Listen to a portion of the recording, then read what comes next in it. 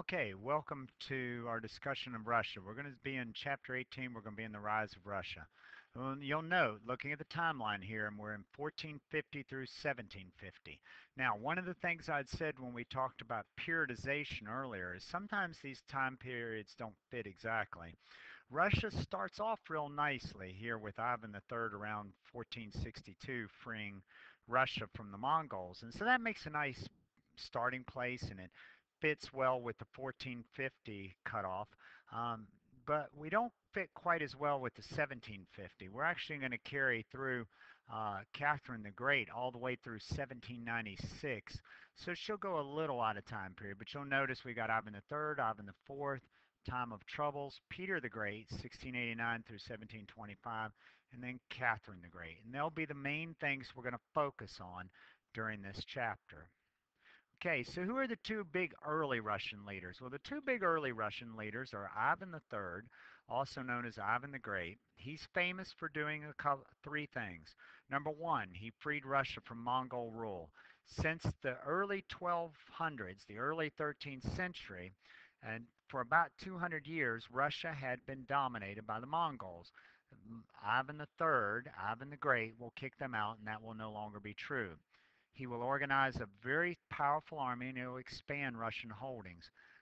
This is a drawing of what he probably looked like. You'll notice they've got him done up as a warrior with the beard. Now, his grandson, Ivan the Fourth, he was a very different character. Ivan the Fourth gets the nickname Ivan the Terrible, but really most historians believe that probably early in his reign, he was a very competent ruler, an intelligent man who expanded Russian holdings, did pretty significantly, um, but also established a secret police, which will become a Russian tradition. See, it appears as if what happens to Ivan the Fourth is he gradually slips into insanity, and that when he does, he loses it. He does things like he kills every possible rival he could have, including his sons, his family, his cousins, his nephews. Um, has a beautiful cathedral, St. Basil's Cathedral, built, and when he has it built, he actually never wants anybody else to build anything so beautiful, so he has the architect's eyes put out. Pretty brutal stuff. Here's what he looked like, or they think. Anyway, you'll notice he's got slightly crazy eyes. He really loses it late in his life.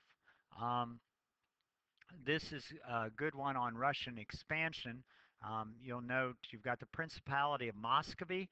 Muscovy simply means Moscow and her surrounding lands, and how she expanded under Ivan the Great. Then she'll expand further under Ivan the Fourth or Ivan the Terrible. Notice they're going to come down and grab the Cossacks. We're going to talk about that. That has an impact on Russia. That has a definite impact on Russia, the Cossacks. But we'll talk about that a little bit later.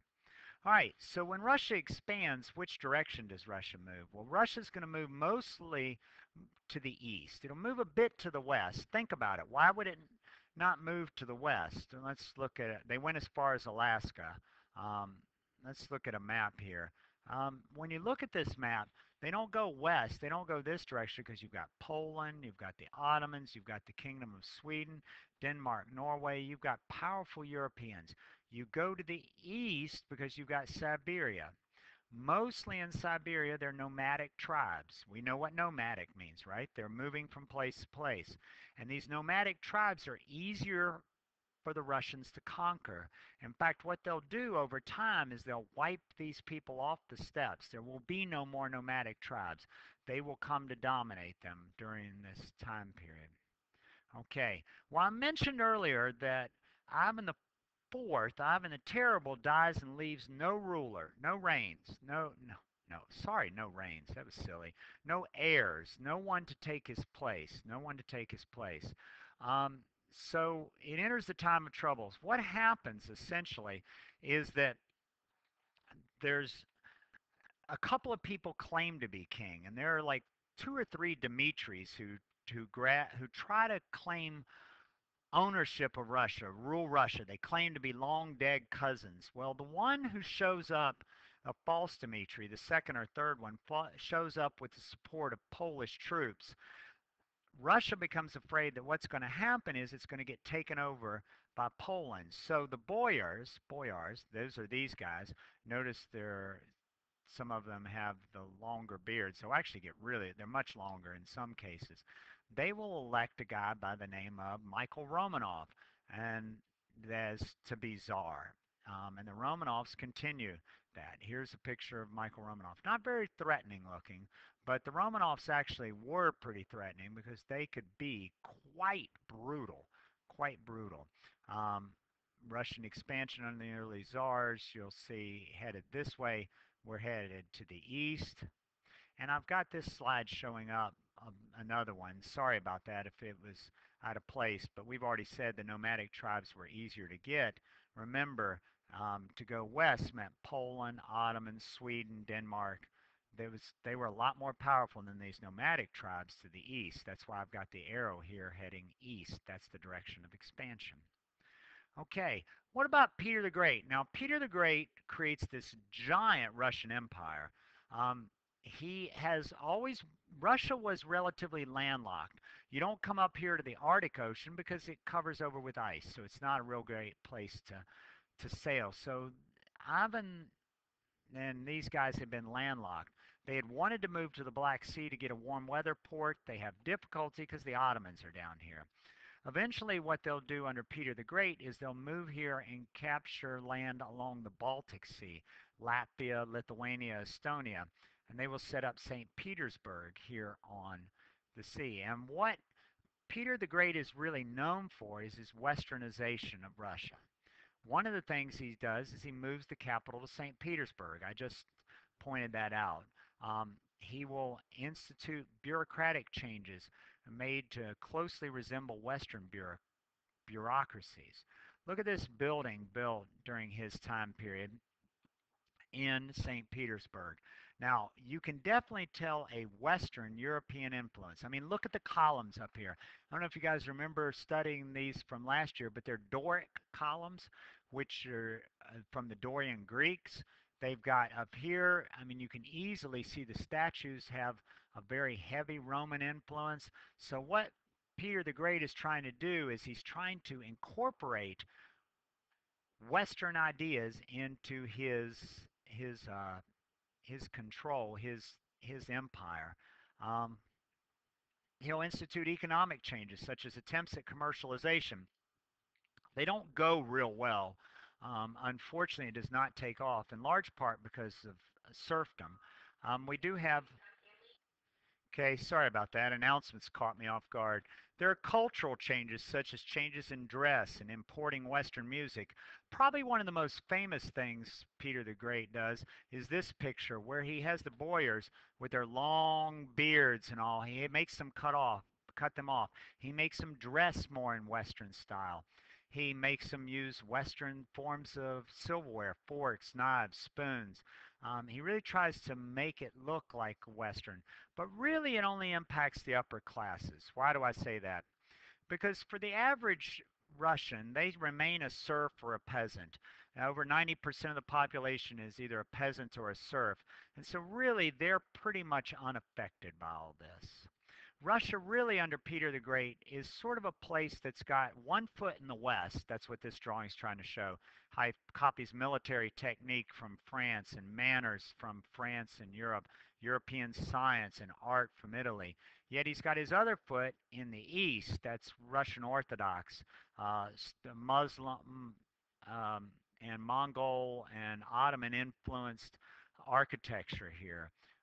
He'll have foreign ghettos where businessmen who come have to stay in one area, and the Cossacks, which we're going to read about here, and the Turks who live in Russia. Okay, he's followed a generation or two later by a lady named Catherine the Great. Now, Catherine the Great has an interesting story. This is her as a young woman. She marries the Russian ruler, and he unfortunately is a bit crazy. It's probably pretty clear that he was cruel, as you read in your homework. He tortured animals. We know that as a young child, and probably may have been abusive to her. So she comes from Germany. So she wants to continue this. She tries to continue westernization. She continued Russian expansion. In fact, she will take Russia all the way here into Alaska. She has men come all the way down here into modern day California. They'll claim Alaska. So they'll stretch all the way under her from Finland all the way to Alaska. She will also participate in the partition of Poland. That's where Poland will cease to exist in the late 1700s. It will stop existing on a map between Germany, or Prussia rather at this time, and the Austrians and the Russians. Poland will disappear. In fact, we all know that Poland will not return until after World War I. Okay, to wrap this chapter up, some of the themes of early modern Russia. Remember, we're looking at the time period 1450 to 1750. The first big theme is serfdom. By that, I mean the fact that over this time period, most of the peasants who are independent, many of them will become serfs. You remember serfdom from last year when we talked about the Middle Ages. They're people who are tied to the land. Point number two, Russia will become both economic and in trade dependent upon the West. Russia will mostly be a place that engages in mining. We'll look at this more when we look at Russia later on. But mining and agriculture will be its main exports. There will be a lot of social unrest in Russia. We're going to look at that more later on. Particularly, it starts during times of Catherine the Great and Peter the Great, even though they are great. Not everybody's happy. Not everybody enjoys the system. Russia and Eastern Europe become very much tied together. In fact, on the AP exam, if you get a question about Eastern Europe, probably all you need to write about is what you know about Russia, because pretty much everything that happens to Russia is the same kind of theme that happens to Eastern Europe. And last, Russia is faced in the west in Eastern Europe on its western border with the Habsburg dynasty and later the Austria-Hungarian empires. Those two will be its big rivals. So Russian holdings by 1800, by the end of Catherine the Great's reign. It stretches all the way from here from Poland. Remember Catherine the Great and the partition of Poland. They've now made it down here onto the Black Sea between Peter and Catherine. They're on the Black Sea. Remember, Peter moved the capital to St. Petersburg, a nice humble guy, named it after himself. Um, you see it extends all the way here to the Bering Sea, and while you can't see it, it's just down here in the corner. They've actually claimed Alaska and even made moves as far as California to claim territory. So that is Russia by 1800. So 1450 to 1800, Russia frees itself from the Mongols. Big idea. Serfs become more and more greater and greater percentage of the population, and we see Russia trying to westernize but not doing a very good job of it. All right, thanks for listening.